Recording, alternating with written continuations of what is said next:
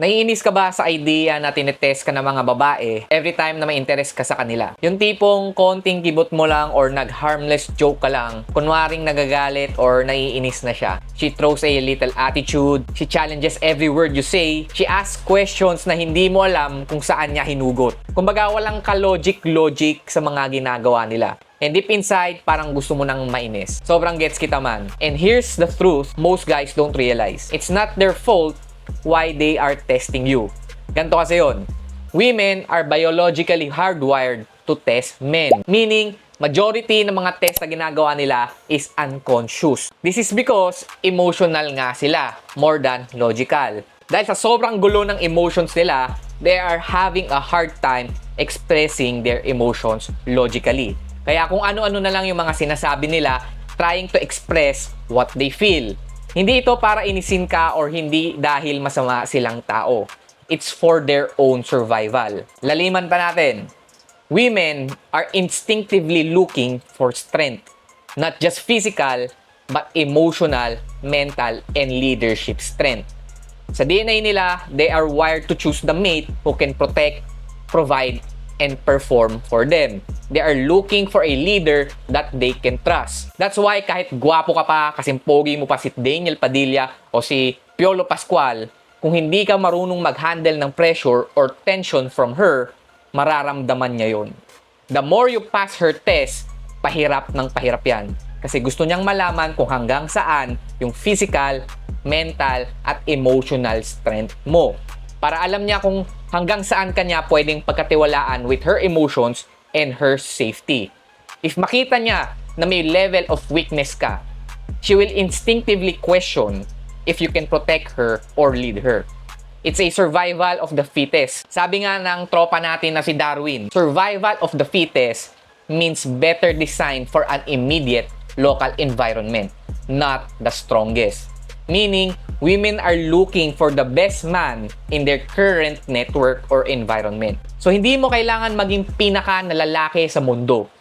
You just need to be the best option in her immediate world. Yung magbibigay sa babae ng signal na I can trust this man, I can relax, and I can be feminine around him. At dahil na-realize ko yun, I came up with my own way on how to handle their test. This is not about acting tough or pretending na parang walang nangyari or hindi mo siya naririnig. Hindi mo kailangan maging suplado and hindi mo rin kailangan i-assert yung dominance mo or maging aggressive at sabayan siya sa emotions niya. It's about being playfully grounded. Hindi mo kailangan makipag-away, magpaliwanag o makipagdebate sa kanya. Kapag tinetest ka niya, you tease her back or you playfully call it out. Parang sinasabi mo through your actions, nice try pero I can handle that. Walang big explanations, walang drama, just playful, relaxed, steady leadership. Kasi the moment na nagpaliwanag ka trying to defend yourself, nag-react ka ng masyado, she will feel that she can move you and you cannot handle her.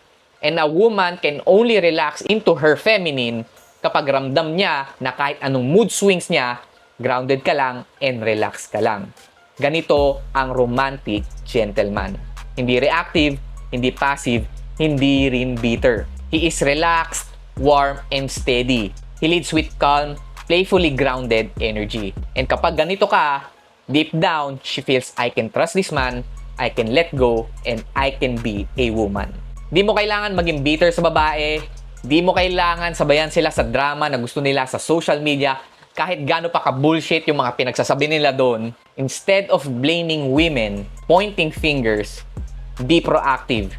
Take control of your life instead of waiting for women to change for your own good. Adapt, grow, strengthen your masculinity pillars. Not for them, pero para sa'yo. Because the romantic gentleman always gets chosen. Not because he begs for it, but because he is undeniable. So, kung nakatulong sa'yo tong video na to, make sure to like, comment, and subscribe sa channel na to because ito na yung pinaka-best men's personal development channel sa balat ng Pilipinas. Nag-self-proclaim na ako kasi ito talaga yung bala ko, man. Ito yung goal ko. So, kung katulad mo ko, ayan, panoorin mo mga videos ko, and if gusto mo ng daily insights, daily tips, or update sa buhay ko, you can subscribe sa newsletter ko sa baba. At sobrang dami kong isisend na gems dyan sa email inbox mo. So yun lang. See you in the next video. Let's go!